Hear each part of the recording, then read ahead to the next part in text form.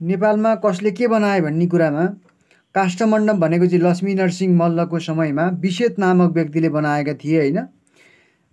त्यसै गरी बबरमल बबर शमशेरले भइहाल्यो, दत्तात्रेयको मन्दिर याच्छे मल्लले, कैलाशकुट भवन आदिनाथ मन्दिर अंशु वर्माले, पशुपतिनाथको देवल भनेको सुपुष्पले होइन। त्यसै गरी तलेदी भवानीको मन्दिर महेन्द्र मल्ल, भद्रादिवास नरेन्द्रदेव, सिंहदरबार त्रिचन्द्र कलेज, मिलिटरी अस्पताल चन्द्र शमशेरले। त्यसै गरी बालजुको 21औं धारा भनेको चाहिँ जयप्रकाश मल्लले हो होइन, 21वटा।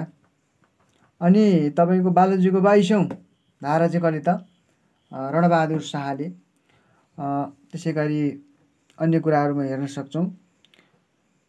त्यस पछाडि तलतिरपट्टि हामीले कसको मृत्यु कसरी भयो, कसरी मरे भन्दाखेरि कोही तीर्थ जाँदाखेरि मरेका छन्, सिद्धिनरसिंह मल्ल, यस्ता यस्ता अन्य पनि छन्, हेर्न सक्छौँ।